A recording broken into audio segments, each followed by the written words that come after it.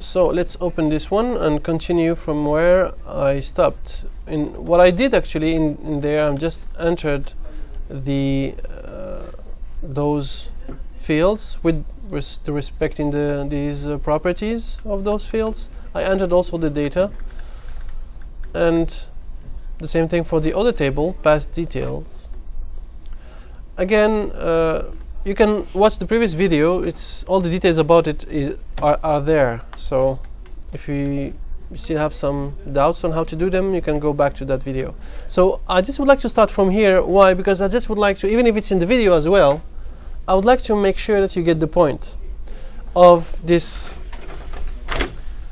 the relationship. And in order to have a look at that, I'm going just to delete something that I added previously. Yes, and the same thing over here. So just to get the point of the relationships and why those relationships are really important, I just would like to show you this. So in this table we have all the flights, and then where they come, where they go, from where they depart, where they go, and which frequency, and then what time, and what's the price. So these are all the flights. And in this one I can have all the passengers of those flights. So let's say, for example, if I look at this flight 742, I see it's repeating twice.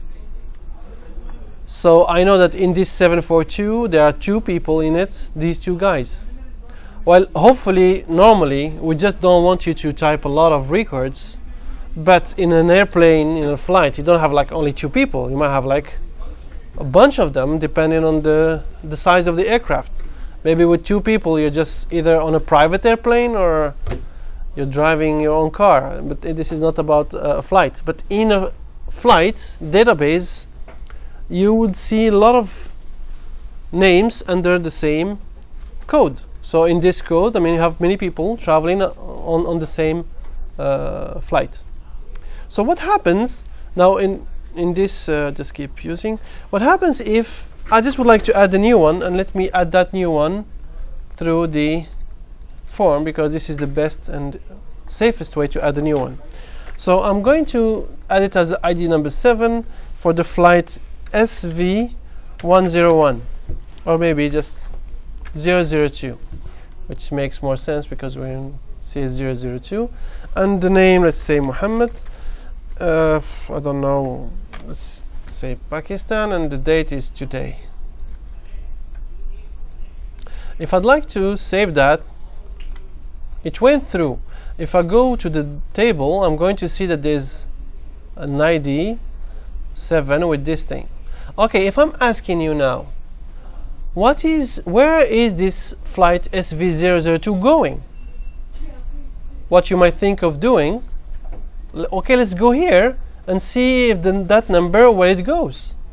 Like, for example, if I ask you where this SV777 goes, you have to go back here, and then you can look for SV777, and then you see, oh, it goes to London. Fine. What about this one now? SV002. We have a passenger going to SV002, and this SV002, where is it going? It doesn't exist. So we have a passenger in a flight that doesn't exist. We don't want this to happen. We would like to put a condition on this table over here. We cannot add a code in this table that doesn't exist already. So we have to put that condition. And how to put that condition? I'm going to delete this so I can do that. Yes. How to put that condition? Well, this is the relationship. And if I'd like to make the relationship, remember, what should I do? Normally it should show like this, but if it doesn't, just click on this button, it is going to show up.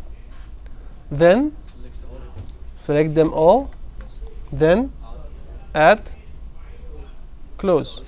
Alright, very good. And then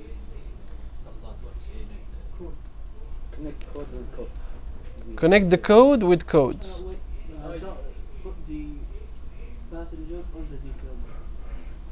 So now my question is, do I start from this code to that code, or from this one to that one?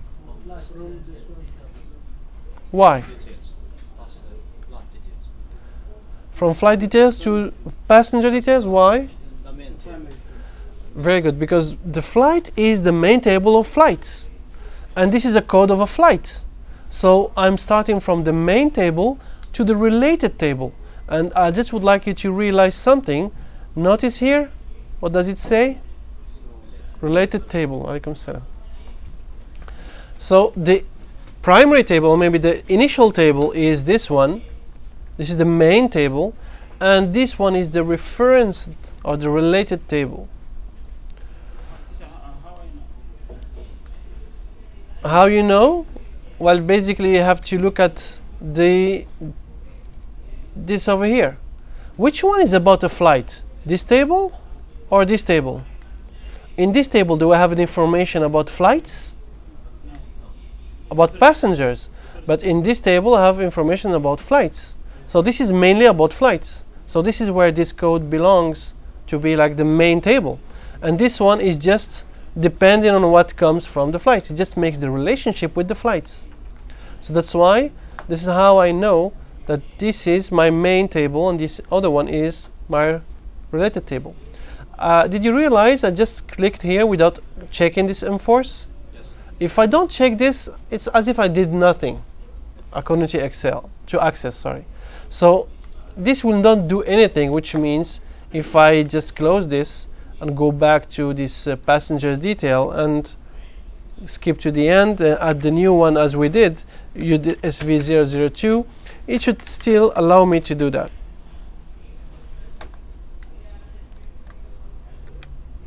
You see, it was accepted even if I have that relationship. See, it's there. Well, it shouldn't be there because it should tell me, excuse me, you have to add it here first.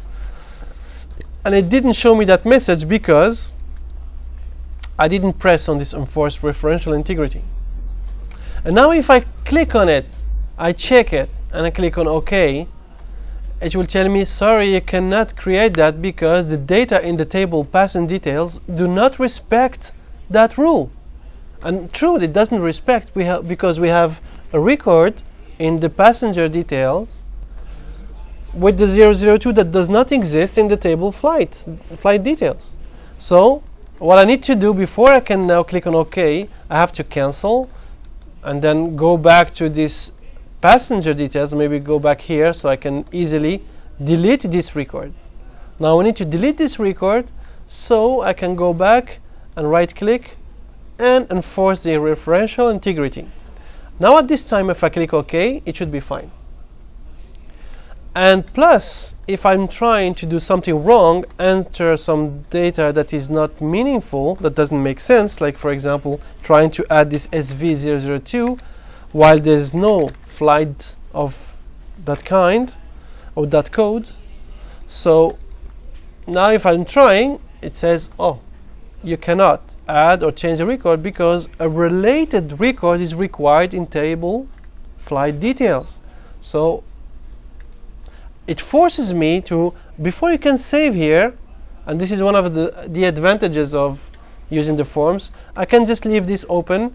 I mean, I can do also that with tables anyways, but anyway, I can leave it open and I need to go back here. And if I know what I'm doing, I just need to add another one, SV002. Then I add it here and specify where it goes. I don't know. And then the day, whatever, let's say daily, the same thing. And the time, just keep up with the 15.0, and then 854, whatever. So now I added this. If I go to flight details, I have a flight SV002. So now if I'm trying to press the tab key and then continue it, now it is acceptable. Why? Because, well, if I go to the passenger details, this one, if I have like this Muhammad who is going to SV002, where this SV002 goes, I can always go back here and find this and see where it goes. So that's the main thing about the relationships. It allows me to make sure that the data inside my database still makes sense. I don't have like inconsistent information inside of it. So that's the main thing. Do you have any questions regarding this? Fine. Let's continue now, and we did this, and now let's go and continue with this report. So we would like to create a report using these flight details tables for the following details. And so let's create in the report wizard. Which one is said? Flight details. So let's select the flight details table. And we would like only the fields code, destination, time, and fare. So code, destination, time, and fare. Okay, next. We would like to group the records based on code field. So let's use that, the code fields. And sort in ascending order of code. Well, in the sorting, I can see here, but the code is not there. Okay, I'm going to show you there's another place where you can make sure that it works. In this case, actually, it would have been more interesting if this was descending, because by default, it is ascending. So how to make it descending if, well, in the wizard you can't. You have to go somewhere else. So where is that somewhere else? In the design view that we are going to be doing later on, inshallah. Okay, let's see if we need something like include some summary calculations. Yes, of the sum and average of fare. So let's try to go to the summary options over here. And we only have fare because this is the only field that can be calculated. And we would like to have the sum and average. Click on OK. Next. Do we have anything else? Or we just need to name it like Saudi data. And next, let's name it Saudi data, and then click on finish. So now I can see how it will look like if I print it. I don't want to print, so I will close the print preview.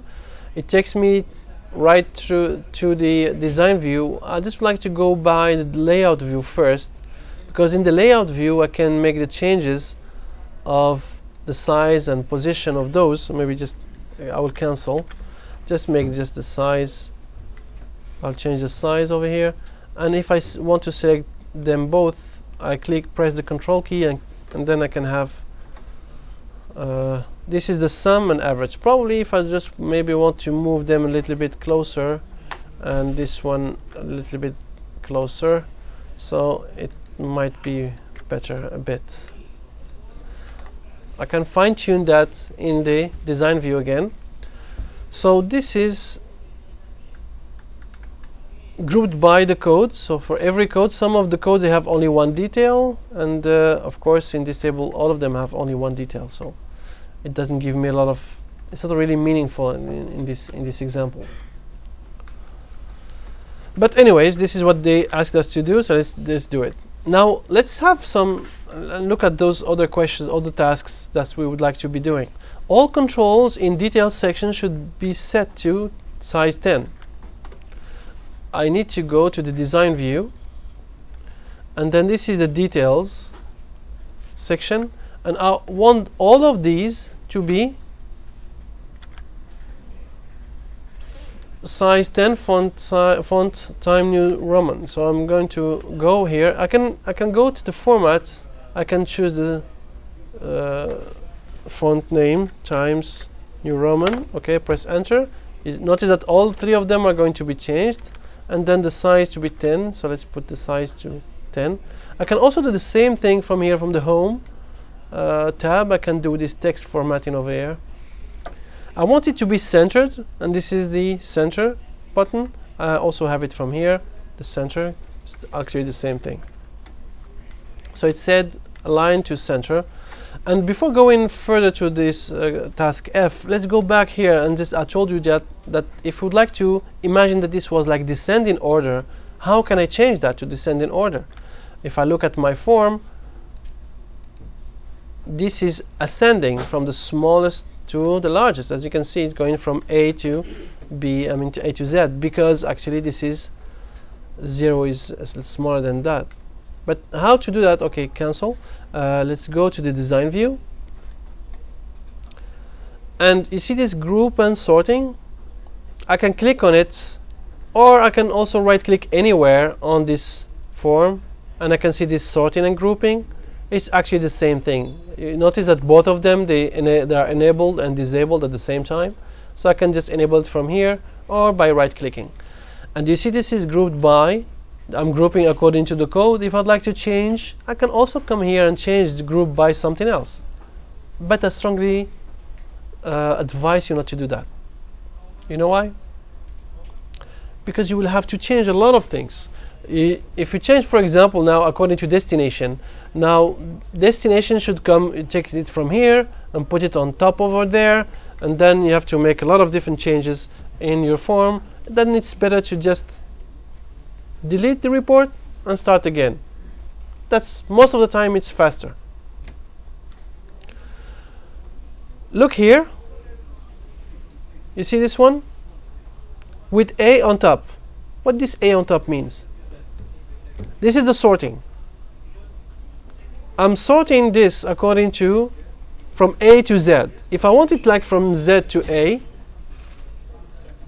let's click on this one. Let's see the result of that. You see now, it used to be CS002 on top. Now it's at the bottom. So that's the main idea behind that. If I'd like to change something, I need to go here. There are more options actually.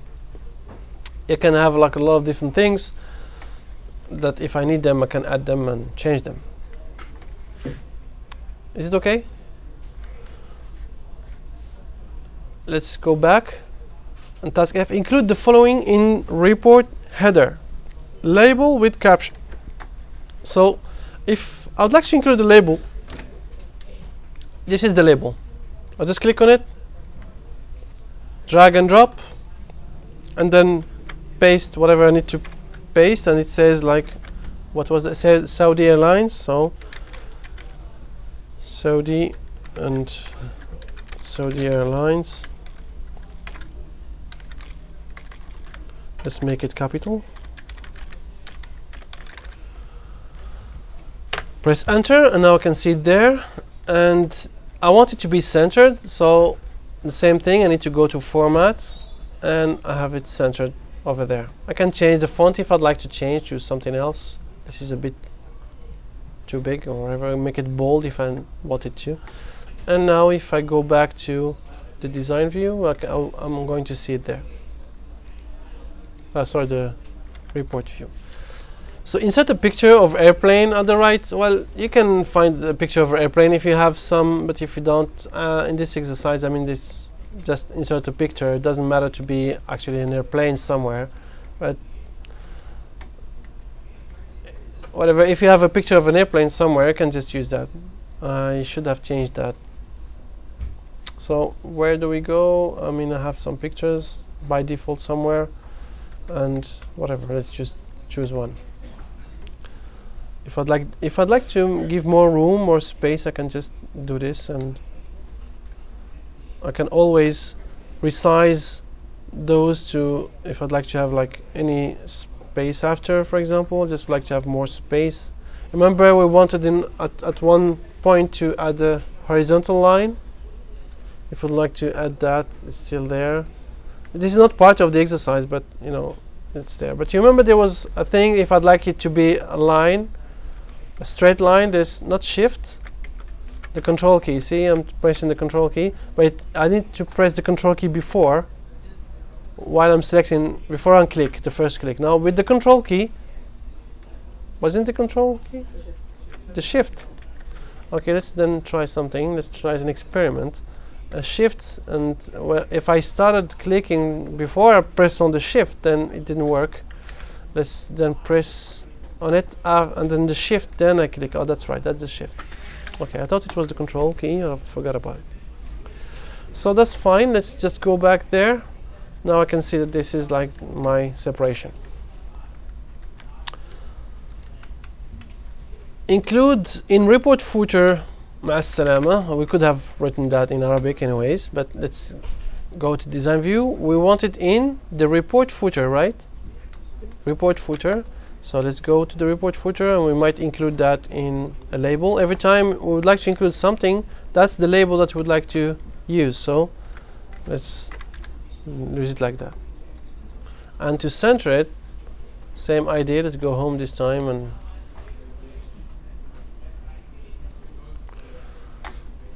Okay, so that's it for this. And it doesn't show up clearly. Let's go back here and make this small change. I don't want to see this one, and I can make it bigger.